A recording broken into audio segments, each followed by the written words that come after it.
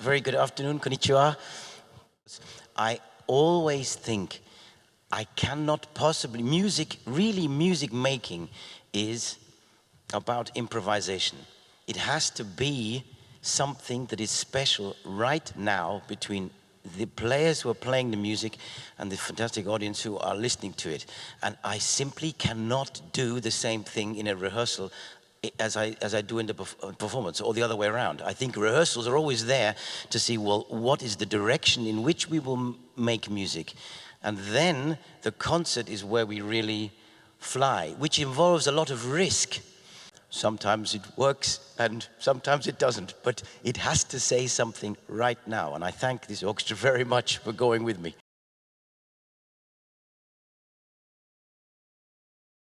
This year I decided that I would like to perform Bruckner 5 with this orchestra because it is a fantastic piece. My story with Bruckner 5 was I heard it once. I won't say where it was, but I thought it was the driest piece of music I'd ever heard. And I thought surely this can't be the case. Let's look at Bruckner 5. I love Bruckner. And I discovered Bruckner 5 and found that although, yes, it's full of very difficult rhythms and it's very long and it's full of very complicated counterpoint, it's a very beautiful piece.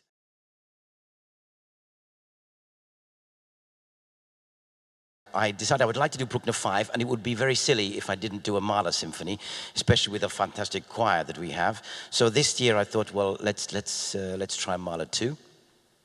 And then that gives Mahler 2 a wonderful opportunity to perform some contemporary music, and Toshio Hosokawa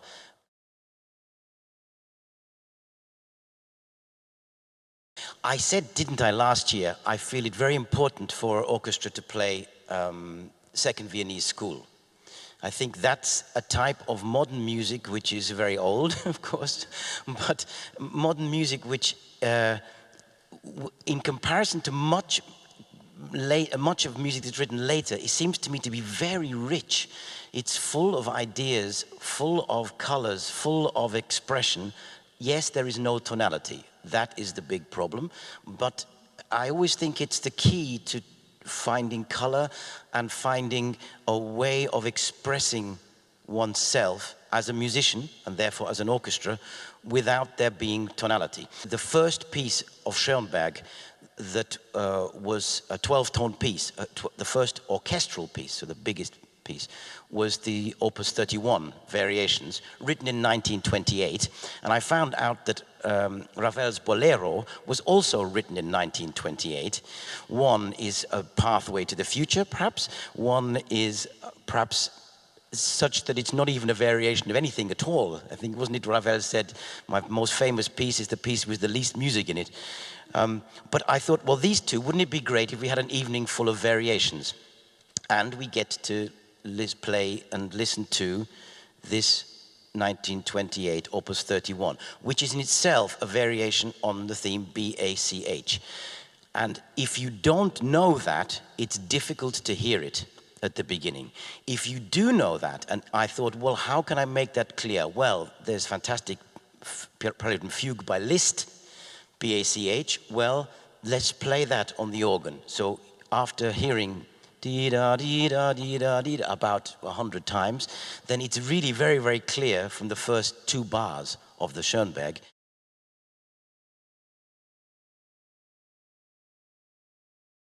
Well, first of all, perhaps we should talk about the most modern piece in that program, which is obviously Eroica. I mean, I was recently asked, BBC Music magazine sent a list around to various conductors and then sent a list around to all their readers. What were their favorite three? Or what were the three most important symphonies in the repertoire? And one of the three that I chose was Eroica, which turned out to be the #1 favorite, most important symphony. And when you look at Eroica, it must surely be one of the most modern, the most thrilling, the most daring pieces of composition. Everywhere you look is three, but it's not God, is it? It celebrates human being and human life and human well, I suppose it's really democracy, apart from anything else, the way we relate to each other.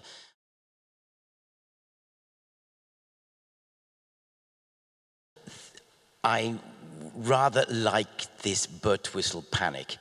It was a complete scandal when it was first done in the proms. And it's become a little bit infamous. It's written for, you know, an alto saxophone and drummer. And it seems to me to be on the very daring side of fantastic contemporary music. So the Bernard Herrmann Taxi Driver, which we all know from the film, very short, tiny, sweet, but it features this fantastic saxophone melody. So then the combination of moving from the saxophone melody to then the screams and the almost violence of life form in the panic, the bird whistle, is in itself rather a lovely journey. Really, I think almost one of my very favorite Beethoven symphonies. I have to tell you that it's actually very much for me bound up with Tokyo. One night at 3:30 in the morning in Tokyo, I'd been awake for an hour, or as it was already, and I thought, this is 3:30 in the morning, what on earth am I going to do? Let's do some work. And I thought, well, I shouldn't really, let's work on the next piece I've got to learn. I thought, well, if I turn the light on and look at the score, I shall wake up. So perhaps I must have a recording of this somewhere. So I find a recording and put it in my ear and then listen to Beethoven 8. And by the time it came to this finale of Beethoven 8, I was so excited by this piece. I jumped out of bed and found the score immediately and then spent the rest of the night studying this Beethoven 8. How on earth is he get away with writing this last movement where everything creeps up one semitone? It seems to me the most almost wonderful expression of being a human being.